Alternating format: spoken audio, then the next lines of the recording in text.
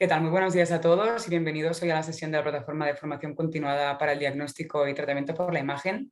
Hoy nos presentará la sesión el doctor Miguel Corral, que es jefe de servicio en radiología del Hospital de Ávila y especialista en radiología abdominal. Igualmente estaremos acompañados también por el experto Gorka Arenaza, que es jefe de sección de urgencias del Hospital de Donosti. Y así pues doy paso al ponente para que inicie la sesión titulada como el radiólogo ante la peritonitis. Muchas gracias. Muchas gracias, Gemma, muchas gracias por la invitación, muchas gracias por presentarme como jefe de servicio, aunque tengo que reconocer que tuve en fin, el acierto de dimitir de ese cargo ya, y actualmente soy radiólogo raso. Bueno, vamos a hablar de peritonitis y primero vamos a ponderar la cuestión. La peritonitis es una entidad frecuente, 1% de ingresos urgentes, es una entidad grave, hasta un 6% de mortalidad, de cuyas causas hay abundante literatura radiológica, pero no tanto así específica sobre los datos semiológicos y sobre la entidad en sí misma. Este es el esquema de la sesión. Vamos a hacer un pequeño recuerdo embriológico y anatómico, vamos a hablar de fisiopatología, clínica y manejo, de semiología radiológica, de las distintas clasificaciones, y dentro de estas luego nos centraremos en las formas de peritonitis primarias, de la terciaria y secundaria. En cuanto a la embriología, pues aquí tenemos la cavidad celómica del embrión, con el tubo digestivo primitivo suspendido ventralmente por un mesenterio ventral y dorsalmente por uno dorsal, que dividen la cavidad celómica en dos partes. El peritoneo, la membrana primordial que recubre por dentro el mesenterio primitivo y el tubo digestivo, va a dar lugar al peritoneo visceral, y el resto del que recubre interiormente la cavidad celómica al peritoneo parietal. En un momento del desarrollo se produce una evaginación desde el intestino, de endodermo, que va a dar lugar a la futura vía biliar, y en torno a la cual se condensa una yema mesenquimal que va a dar lugar al futuro hígado, dentro del mesenterio ventral. En el dorsal, por su parte, pues aparecen las yemas del bazo y del páncreas dorsal. De esta manera, los mesenterios primitivos quedan divididos en unas estructuras que van a dar lugar a las futuras reflexiones peritoneales. Mesenterios, cuando es un tramo del tubo digestivo suspendido del retroperitoneo; ligamentos, cuando se unen dos tramos de tubo digestivo entre sí, y cuando uno de ellos es el estómago, pues se denomina epiplón u aumento. Bueno, progresivamente se va a ir produciendo el crecimiento y desarrollo de estas estructuras, con un giro en sentido antihorario del tubo digestivo que produce una especie de arrastre desde la cavidad celómica derecha, que hace una pulsión sobre el futuro ligamento gastroesplénico, dando lugar a una elongación de este que va a dar lugar al epiplón mayor. Finalmente, el retroperitoneo asume parte del páncreas y también una parte del hígado y del bazo, las áreas desnudas. Así, por delante queda el mesenterio ventral, da lugar al ligamento falciforme, al ligamento gastrohepático u aumento menor; por detrás queda el aumento mayor, el ligamento gastroesplénico y el ligamento esplenorenal que rodea la cola pancreática. Los espacios que quedan así son el perihepático izquierdo, con sus dos compartimentos, y el subfrénico izquierdo por detrás, y la cavidad celómica derecha, el espacio perihepático derecho y el saco menor con sus compartimentos y recesos. En un esquema sagital del embrión encontramos inicialmente el intestino primitivo, el intestino anterior, el intestino medio y el intestino posterior, con el conducto onfalomesentérico y el divertículo alantoideo hacia el cordón umbilical, por delante el mesenterio ventral y detrás el dorsal. En el ventral aparece la yema hepática, por encima de esta una condensación mesenquimal, el septo transverso, que va a dar lugar al diafragma. Desde el intestino anterior se produce una evaginación de epitelio que dará lugar al aparato respiratorio superior. Se empieza a producir la elongación del intestino medio, que progresivamente va a llegar a herniarse dentro del cordón umbilical de forma fisiológica.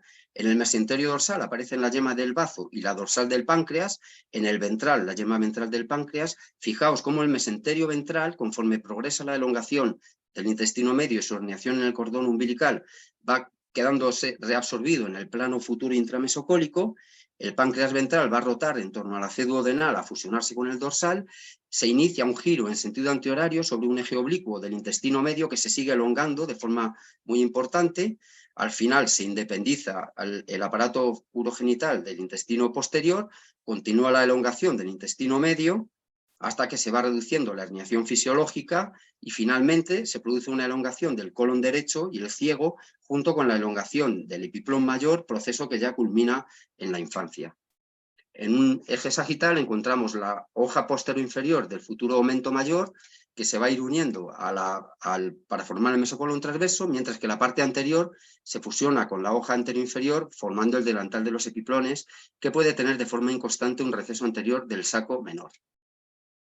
En un plano frontal vemos un esquema de los epiplones, del ligamento gastrohepático o epiplón menor, y del epiplón mayor, con una parte superior que es el ligamento gastrocólico y otra inferior que es el delantal de los epiplones. Este es el esquema frontal de las inserciones retroperitoneales, con las áreas desnudas del hígado y el bazo, los tramos retroperitoneales del tubo digestivo, el ligamento falciforme y el flenicocólico, que van a limitar la circulación de fluidos, y las raíces de los mesos del intestino delgado, ciego apéndices, sigma y mesocolon transverso. El mesocolon transverso divide la cavidad abdominal peritoneal en un espacio supramesocólico con el perihepático izquierdo, el subfrénico izquierdo, el perihepático derecho, subfrénico derecho y subhepático, y detrás del estómago el saco menor con sus compartimentos y recesos. Y un espacio inframesocólico izquierdo-derecho con las dos gotieras paracólicas y los profundos recesos pélvicos que vemos aquí. En cuanto a histología, pues el peritoneo es una membrana de células mesoteliales monocapa, son células aplanadas, a veces cuboideas, firmemente unidas entre sí, aunque dejan unas pequeñas uniones, unos pequeños espacios, las acuoporinas, para el intercambio hídrico. Las células mesoteliales tienen, de hecho, función inmunológica. Son células que pueden fagocitar microorganismos, pueden desprenderse y producir presentación antigénica. Debajo está la lámina basal, y debajo el tejido submesotelial, fundamentalmente tejido adiposo y también con una imbrincada red vascular y linfática, con aperturas de conductos linfáticos en los estomas que predominan en las superficies peritoneales del diafragma. También se producen agregados linfoides y de macrófagos, que son los puntos lácteos. En cuanto a la inervación, pues la del peritoneo visceral es a través de aparato nervioso vegetativo, sobre todo simpático, con cuerpos de segunda neurona en los plexos celíaco y mesentéricos, y también a través del parasimpático por el vago y por raíces sacras. Va a ser, por lo tanto, sensible a estímulos de distensión, irritación química, y este dolor visceral pues, se refiere a la línea media, va a ser vago, cólico y con náuseas. Por su lado, el peritoneo parietal tiene una inervación somática por los nervios frénicos y por raíces dorsales inferiores y lumbares superiores. Va a ser sensible, a estímulos de... Vaya, es que esta parte no la veo de la pantalla. A estímulos no de irritación química, sino de presión, de laceración, de temperatura. Y este dolor ya va a ser un dolor agudo, va a ser un dolor localizado, con sensibilidad de rebote y con defensa muscular. El evento inicial casi siempre es una disrupción del aparato del tubo digestivo. Entonces se disemina el proceso más o menos según distintos factores y se exponen las superficies peritoneales a los gérmenes y las sustancias irritantes. Inicialmente hay una evacuación de las partículas grandes por los estomas y se produce ese reconocimiento antigénico del que hablábamos por las células mesoteliales y por el sistema inmune innato, con un influjo de macrófagos inicialmente que segregan citoquinas que reclutan a los neutrófilos, que van a ser las células que predominen y llegan a las 2 a 4 horas. A partir de ahí se produce un aumento de permeabilidad vascular por estos mediadores inflamatorios, con edema, con ascitis, y también se activa la cascada de la coagulación con depósito de fibrina y mayor o menor encapsulación. El proceso puede evolucionar hacia la contención inmunitaria y también física, para lo que las reflexiones peritoneales y en particular el epiplón mayor tienen un papel importante, iniciándose una fase antiinflamatoria con mediadores lipídicos que puede acabar en localización o curación, o bien entrar en un círculo vicioso inflamatorio con desarrollo eventualmente de sepsis, fallo multiorgánico e incluso muerte. El sustrato histológico pues, va a ser del que hemos hablado. Hay ascitis, hay edema, hay agua dentro del tejido mesotelial y sobre todo submesotelial, hay fibrina en la superficie mesotelial y también hay un depósito extenso inflamatorio tanto en el mesotelio, en el propio peritoneo, como en el submesotelio, sobre todo por linfocitos. En cuanto a la clínica, aquí recurro a la escala de grises de los radiólogos, porque es difícil establecer cuando un dolor agudo pasa a considerarse peritonitis desde el punto de vista clínico. Pero la secuencia suele ser inicialmente el desarrollo del dolor visceral, ese dolor vago referido al centro del abdomen, cólico con náuseas, seguido ya de ese dolor agudo, constante, localizado, con defensa muscular, con sensibilidad de rebote del peritoneo parietal, con datos clínicos y analíticos de infección sistémica y eventualmente de fallo monomultiorgánico que son inespecíficos, aunque algunos pueden orientar hacia un origen del cuadro, sobre todo de hepatobilio pancreático o urinario. Y todo ello con instauración más o menos rápida y más o menos extensa, desde 1 hasta 4 cuadrantes, recordando que hay sectores de la población donde la evaluación va a ser más difícil. El paradigma del manejo terapéutico va a ser el control de la fuente, es decir, el drenaje intervencionista o quirúrgico del pus, la evacuación de los tejidos necróticos, el lavado de la cavidad y eventualmente la reparación de la causa junto con soporte sistémico y antibiótico. Hay una serie de escalas pronósticas, tanto generales o propias de otros entornos como específicas de la peritonitis, que han demostrado una buena predicción pronóstica. La más, digamos, popular de todas ellas es el índice de peritonitis de Mannheim, que toma en cuenta factores epidemiológicos, clínicos, la duración del proceso antes de la cirugía, la generalización y el tipo de exudado, y que tiene una buena correlación con morbimortalidad, a título de cultura general, por así decir. Para hablar de la semiología radiológica, como casi siempre nos ocurre, tenemos que remitirnos a los cambios histológicos.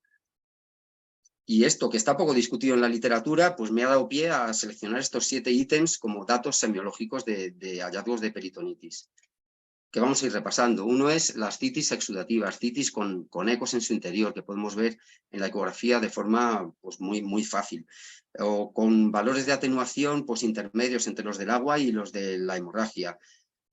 Más o menos septada, la septación, como ya se ha dicho antes, como dijo Gemma, se ve mucho mejor con ecografía que con TAC. Y con formación ocasionalmente de abscesos, como en este caso con un abordaje, un absceso visto ecográficamente con un abordaje transperineal con pequeñas burbujas de gas. Esto nos lleva al segundo ítem, el neumoperitoneo, y es importante porque casi siempre subyace una interrupción del tubo digestivo. Aquí vemos ascitis en un cirrótico y podemos pensar en una peritonitis bacteriana espontánea, y sabemos que no lo es porque hay neumoperitoneo, y esto nos lleva a encontrar la causa. En este caso es una perforación de una neoplasia colónica. El neumoperitoneo, como norma general, tiende a ser más abundante en perforaciones de tramos extremos del intestino, del tubo digestivo, mientras que la ascitis suele ser más abundante en perforaciones de tramos proximales. Además, engrosamiento del peritoneo, que podemos ver también con ecografía, aunque estemos más acostumbrados a ver con TAC o con resonancia, como en estos otros casos. Engrosamientos lineales, más o menos intensos, pero lineales en general, sin nodularidad. Y junto con otro dato muy importante, que es la inflamación de la grasa subperitoneal, que se manifiesta como tumefacción ecogénica, hiperémica, en TAC, una inflamación, una tumefacción estriada, sin formación de masas en general, y que nos ayuda a localizar el proceso. Y además cambios en órganos cercanos. En este caso encontramos un engrosamiento circunferencial estratificado del colon transverso, y la causa está, sin embargo, en una diverticulitis de yeyuno. O ilioparalítico, que en TAC va a ser difícil de identificar, vemos asas más o menos distendidas, no exageradamente, con una transición suave o sin una transición. En ecografía va a ser más sencillo porque es un estudio dinámico y podemos ver que esas asas además tienen líquido y se mueven poco, en esta apendicitis, por ejemplo. Y por último, hallazgos propios de la causa. Aquí vemos un paciente con un cáncer de cabeza de páncreas con su endoprótesis, una vesícula a tensión que desarrolla datos clínicos y radiológicos de peritonitis. Y la causa pues, no es sino una perforación aguda de la pared vesicular, con una peritonitis biliar. Todo esto volviendo a nuestra escala de grises. Tampoco va a coincidir muchas veces nuestro concepto de peritonitis con el del cirujano, pero a lo mejor el nuestro se acerca más al del patólogo que el concepto del cirujano. En cuanto a las clasificaciones, pues son múltiples, por el agente etiológico, por la naturaleza del fluido, por el entorno, por la evolución clínica, por la extensión. Nos interesa la clasificación patológica, la que divide las peritonitis en primarias, secundarias y terciarias. Las secundarias son aquellas en las que se pierde la integridad en general del tubo digestivo. Vamos a empezar a hablar de las primarias. En las primarias, por lo tanto, persiste íntegro. Los gérmenes llegan a la cavidad peritoneal por estos 3 mecanismos: translocación bacteriana, contaminación instrumental o diseminación hematógena. Suelen ser peritonitis monobacterianas e incluyen todas estas entidades que vamos a ir revisando. La peritonitis bacteriana espontánea es casi exclusiva de cirróticos con ascitis por estos gérmenes. La clínica suele ser larvada e inespecífica, y el paradigma va a ser del manejo, la paracentesis rápida, que por lo menos en nuestro entorno solemos hacer nosotros. Por eso dejo aquí las claves de cómo manejar ese líquido, como hablábamos antes. Hay que mandar líquido a microbiología en un ambiente que permita el estudio de gérmenes aerobios y anaerobios y de escasas colonias. Un envase de hemocultivo puede ser apropiado para ese fin. Hay que mandar una muestra para recuento celular en un tubo de ECTA, con ECTA, por lo tanto, y hay que mandar muestra para bioquímica en un tubo normal de bioquímica, con estos parámetros de los que no vamos hablar, lógicamente. El manejo debe hacerse con antibiótico empírico inmediatamente y las pruebas de imagen se nos suelen requerir para descartar ese 5% de peritonitis secundaria que tienen una mortalidad mucho mayor y un manejo también muy distinto. Aquí vemos un ejemplo, una peritonitis biliar espontánea con ascitis tabicada, que en TAC no vemos como tal, como tabicada, aunque sí podemos ver el realce lineal del peritoneo parietal en este caso. Este es el mismo ejemplo que vimos antes, con todos los signos de peritonitis, pero además con neumoperitoneo. Ya no es una peritonitis primaria, sino secundaria y que por lo tanto requiere manejo quirúrgico, en este caso por perforación de una neoplasia colónica. En cuanto a la peritonitis asociada a diálisis, casi siempre es por contaminación estafilocócica desde la piel, con importantes consecuencias, pero con una clínica en principio alargada. En este caso tenemos una ventaja y es que podemos estudiar el efluente, salvo en las automatizadas donde el efluente se va directamente por el desagüe, ¿no? Las peritonitis secundarias son infrecuentes y en principio las pruebas de imagen quedan reservadas para su sospecha ante cuadros con especial gravedad o cuando vemos amilasa en el efluente. Aquí un ejemplo de la literatura donde vemos el catéter de diálisis peritoneal y el realce, la ascitis con el realce del peritoneo parietal. Intento mantener en los casos, los míos, las mismas claves en las imágenes, ¿no? de marcas. En cuanto a la peritonitis asociada a un ventrículo peritoneal, es la complicación abdominal más frecuente, pero sin embargo hay otras mucho más populares, sobre todo en la literatura reciente. La clínica nuevamente es inespecífica, no suele haber síntomas neurológicos y hay un artículo reciente interesante que dice que en la actualidad los errores diagnósticos son muy frecuentes porque la literatura actual no se centra en esta entidad.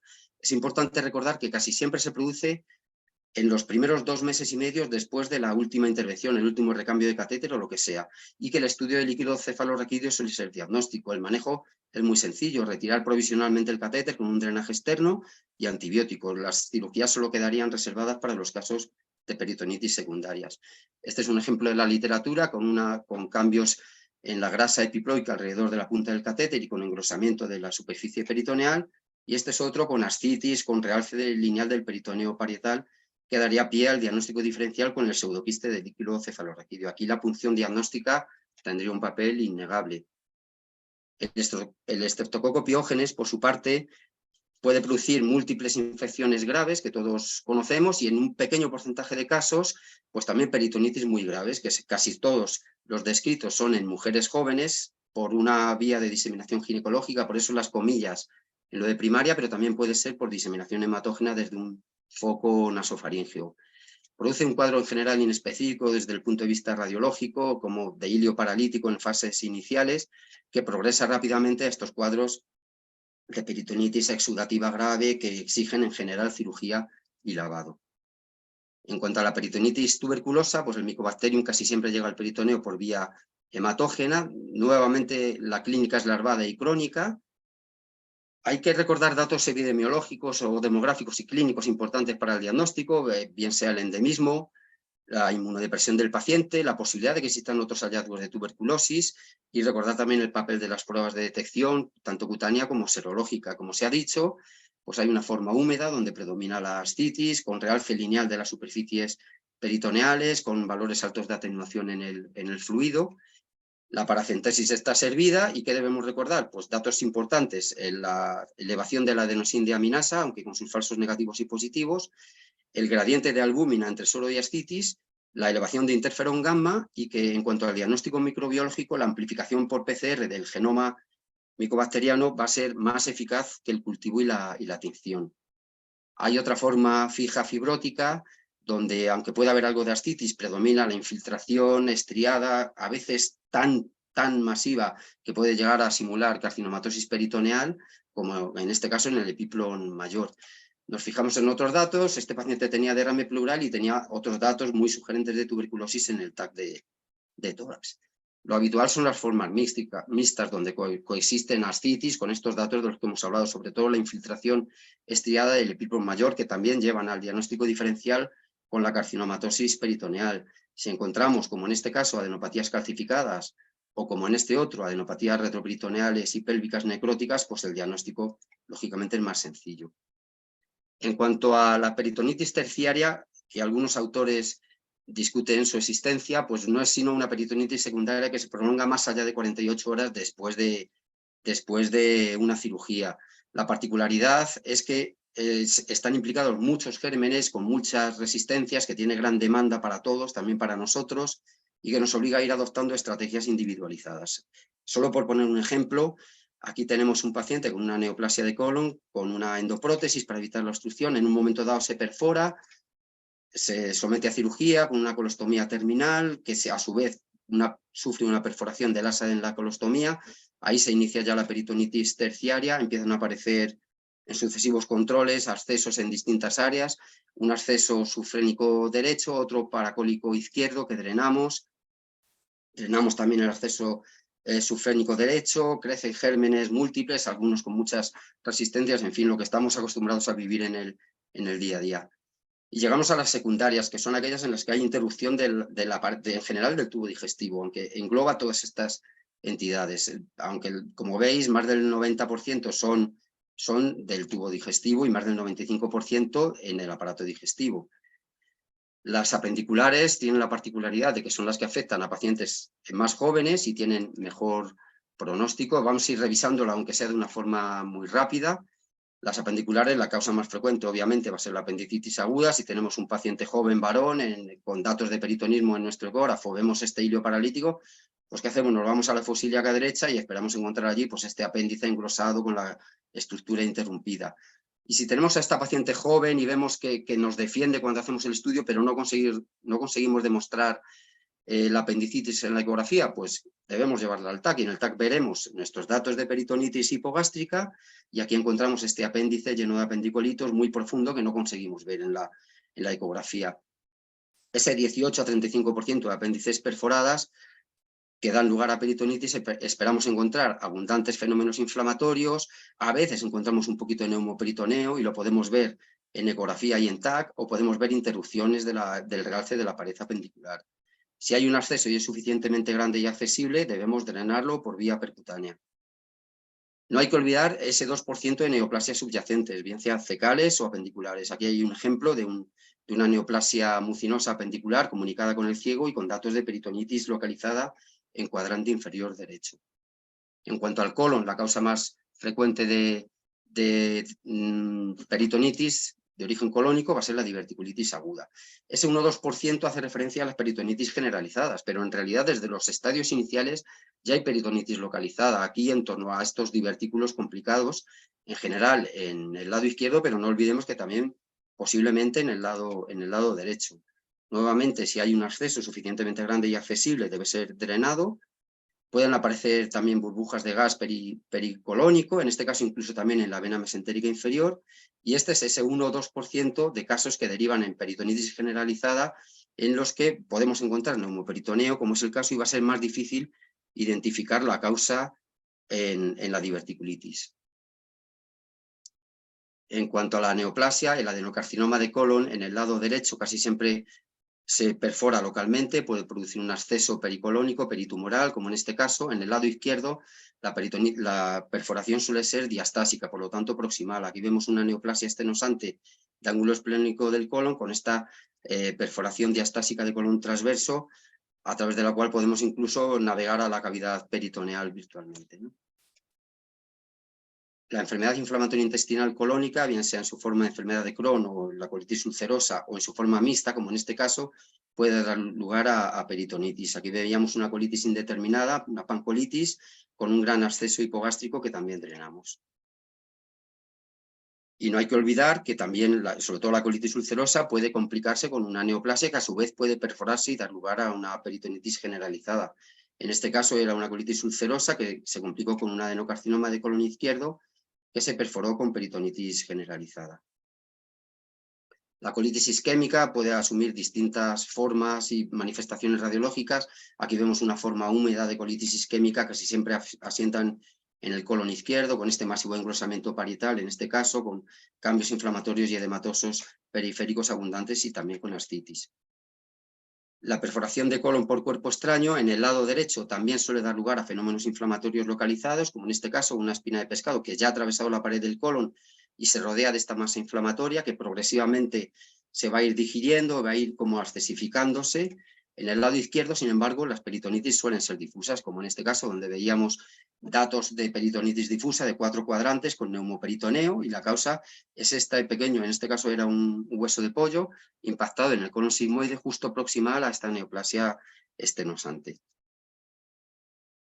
Otros, pues tantos como queráis reconocer, por ejemplo, una colitis estercorácea de colon sigmoide con esta perforación de pared posterior con fenómenos inflamatorios regionales, este vólvulo de ciego con isquemia del segmento intestinal y fenómenos inflamatorios. Aquí está el eje de rotación del ciego y de sus vasos. O, por ejemplo, una colitis pseudomembranosa por clostridioides difíciles, con esta afectación importante de todo el colon y con perforación unos días después, perforación libre y aparición de datos clínicos de peritonitis y gran neumoperitoneo. En cuanto al estómago y el duodeno, la causa de peritonitis secundaria más frecuente va a ser el ulcus perforante, con esta clínica en general característica. En este caso vemos una gran colección hidroaérea en el espacio perihepático izquierdo por este ulcus perforante de cara anterior de antro gástrico. También podemos verlo con ecografía, podemos ver datos de hilio paralítico, podemos ver esta ascitis exudativa, podemos encontrar el neumoperitoneo y podemos identificar el ulcus perforante. Aquí otro ejemplo de una peritonitis difusa con neumoperitoneo por un ulcus perforante de bulbo duodenal con preservación de la estructura en capas. Y aquí otro ejemplo que es muy parecido, de un adenocarcinoma con los mismos hallazgos de peritonitis generalizada y neumoperitoneo, pero en este caso con un engrosamiento de la pared del antro gástrico con pérdida de la estratificación. También los tumores del estroma gastrointestinal pueden complicarse con peritonitis, aunque lo más habitual es el sangrado, como ocurría en este caso, donde este es el tumor exofítico de antro gástrico, con un coágulo centinela, con un importante hemoperitoneo, pero en el que también había, y se demostró también en la cirugía, además de hemoperitoneo, fenómenos de peritoníticos sépticos en hipogastrio.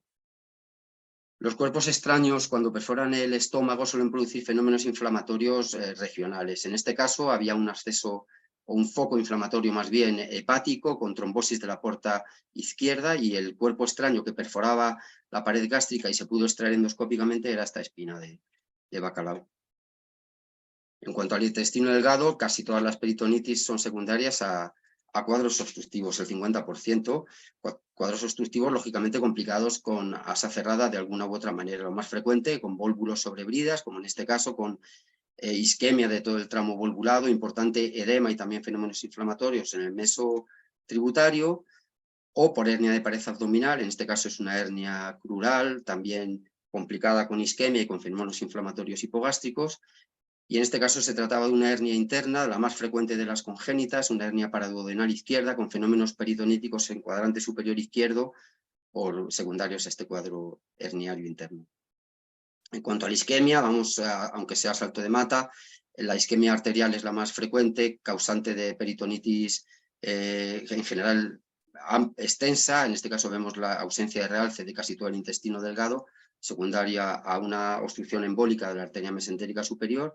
La siguiente en frecuencia es la isquemia de bajo gasto, como en esta anciana cardiópata, con gas intramural y gas también venoso esplácnico, aunque con permeabilidad del eje vascular, seguida, por último, de la isquemia de origen venoso. En este caso vemos esta tumefacción con mucho edema y fenómenos inflamatorios también en el mesenterio, así como ascitis, y la causa es una obstrucción trombótica de la vena mesentérica superior y sus tributarias. La enfermedad inflamatoria intestinal es la siguiente causa de peritonitis con origen en el intestino delgado. Aquí vemos una enfermedad de Crohn multisegmentaria, ya muy pronunciada, con afectación de colon y de intestino delgado, también con fenómenos inflamatorios peritoneales, pero días después desarrolla un cuadro de peritonismo neto, al más extenso, y ya vemos todos estos cuadros, todos estos datos exacerbados y además neumoperitoneo, lo que indica que ya hay perforación. En cuanto a las perforaciones por cuerpo extraño en intestino delgado, suelen dar lugar a peritonitis localizadas con escaso o nulo neumoperitoneo. En este ejemplo, sin embargo, la peritonitis era difusa y la causa, una vez más, era un pequeño cuerpo extraño, también una espina de pescado, que se podía identificar tanto con ecografía como con TAC. La neoplasia más frecuente de intestino delgado es el linfoma y también es la que con más frecuencia se complica con peritonitis. Aquí vemos Un ejemplo, una peritonitis difusa, también con neumoperitoneo, y encontramos afectación de 2 tramos de intestino delgado, de ilion distal y de yeyuno proximal. La perforación del linfoma del yeyuno proximal es la que dio origen al cuadro peritonítico. Y en cuanto a las diverticulitis de intestino delgado, pues la más frecuente es la de yeyuno. Este es el ejemplo que vimos antes, con un gran acceso epigástrico, fenómenos inflamatorios regionales muy marcados. La clave diagnóstica al final es identificar otros múltiples divertículos, tanto en el duodeno como en el yeyuno proximal.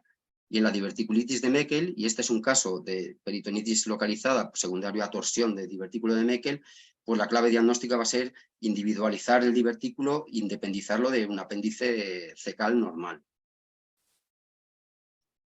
Pasamos a las hepatobiliares. La causa más frecuente es la colecistitis aguda, el 90% de los casos, casi siempre da pie a una peritonitis de cuadrante superior derecho, aunque ocasionalmente, como en este caso, puede aparecer una peritonitis generalizada de los 4 cuadrantes por una perforación aguda de la pared vesicular.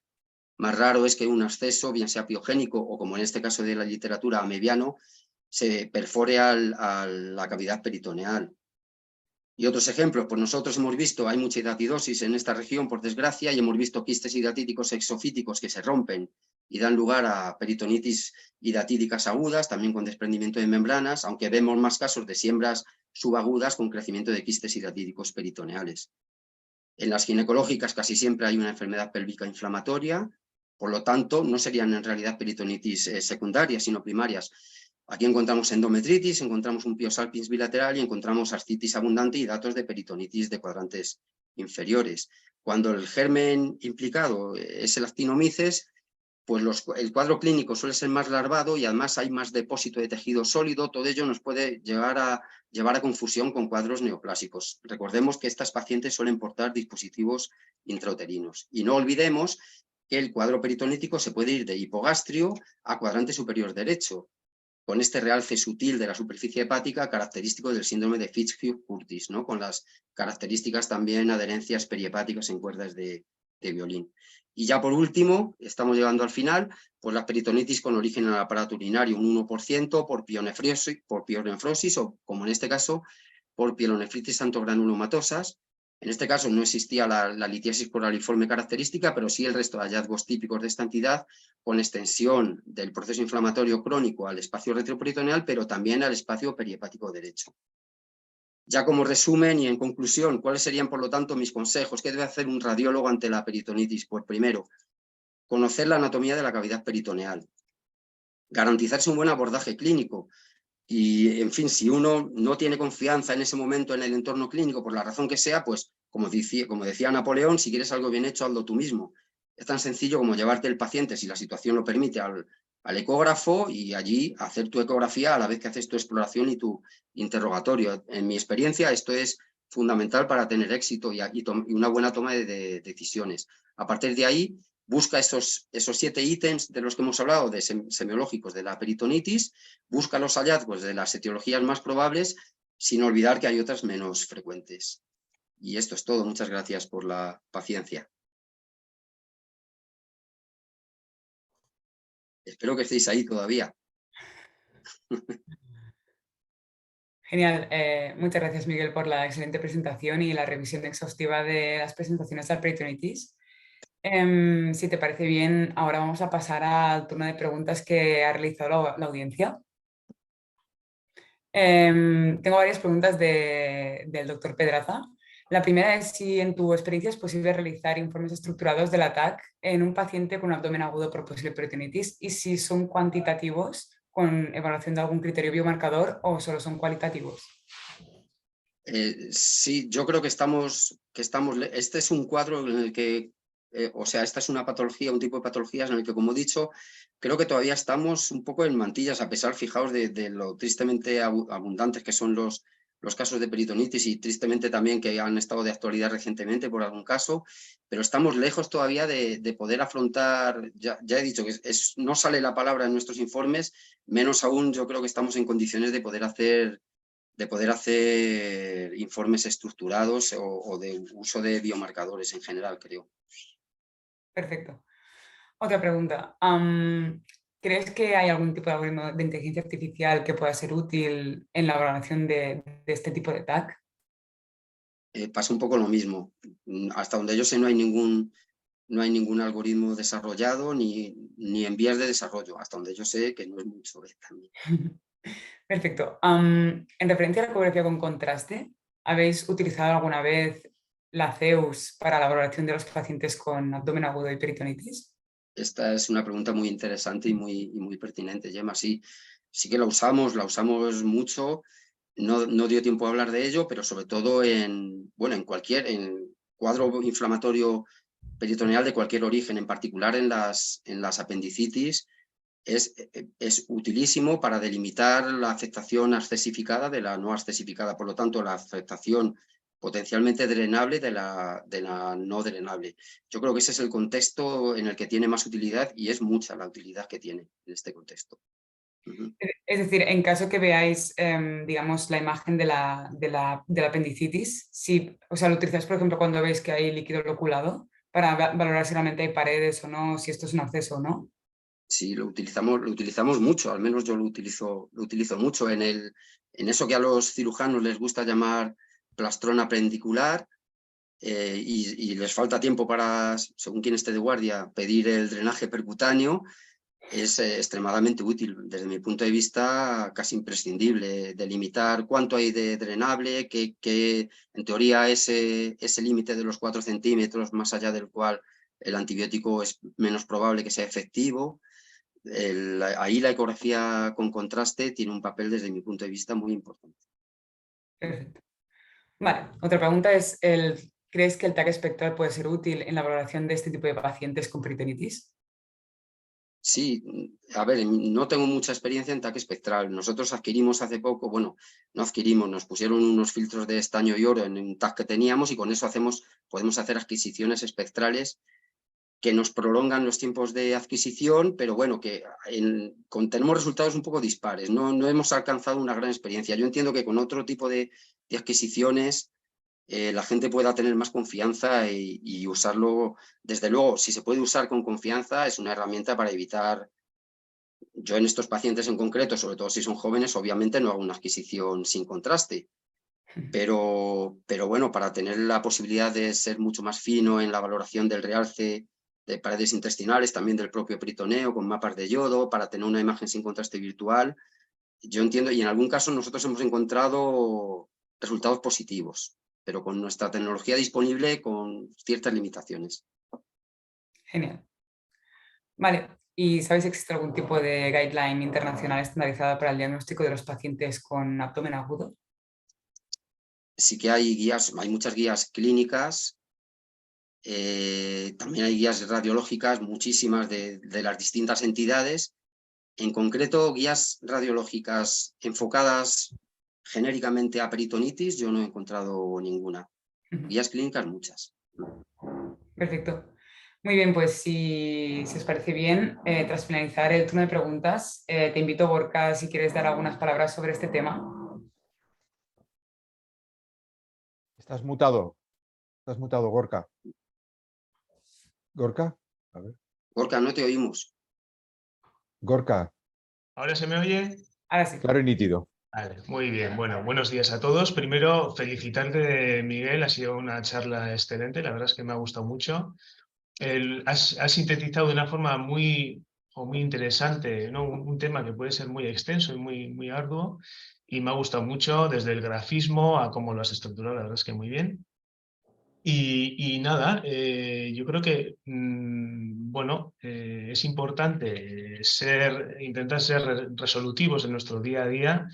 Creo que deberíamos ya incluir después de tu charla a todos, sobre todo cuando concuerden los hallazgos, pero incluir el término peritonitis en nuestros informes radiológicos, ¿no? Creo que ha quedado claro que es algo más que un concepto clínico, ¿no? Yo creo que es algo que por imagen lo podemos ver y deberíamos incluirlo en nuestros informes. Y poquito más que aportar.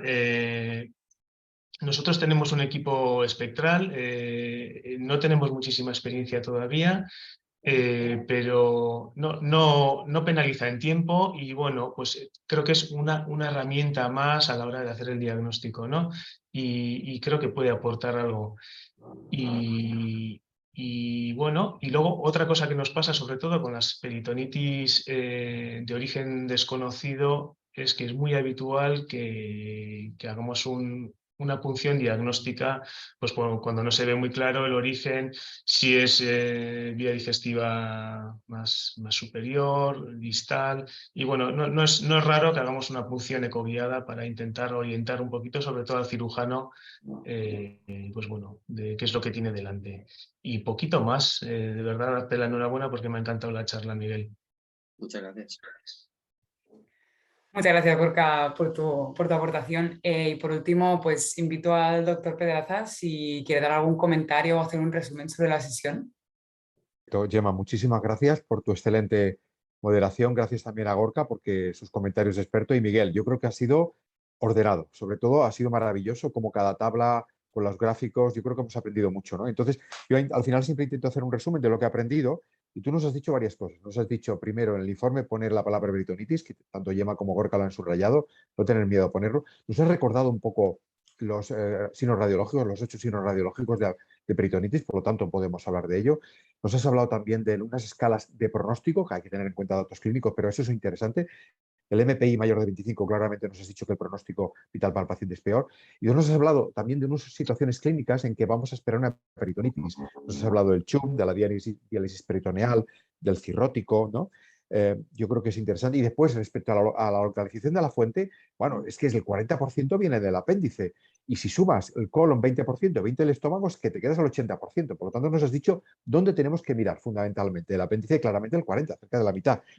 Y yo creo que también al final lo que ha subrayado también Gorka y también ante Gemma, ¿no? El tema de que, vale, tac, perfecto, pero hombre, el eco también tiene un rol y la reso en ciertos orígenes ginecológicos también, y también la aspiración podía ser, o sea, TAC, pero como radiólogos también un poco ampliar el valor que damos, ¿no? No sé si te parece bien este pequeño resumen, Miguel. Me parece perfecto, Salva. Sí, creo que tenemos que usar todo nuestro armamentario y ser razonables en el diagnóstico de estos cuadros que son graves. Sí. Perfecto. Muy bien, pues Miguel, muchísimas gracias. Seguro que contamos contigo en más sesiones porque da gusto oírte de cualquier tema hablar. Y simplemente recordar a la audiencia que mañana tenemos al doctor Carlos Lanciego, que nos va a hablar de embolización de miomas 20 años después. Estáis todos invitados. Que tengáis un gran día. Gracias, Miguel. Gracias, Gemma. Gracias, Gorka. Que tengáis un gran día a Gracias. todos. Un saludo. Que Gracias. estemos bien. Buenos Adeu. días. Hasta luego.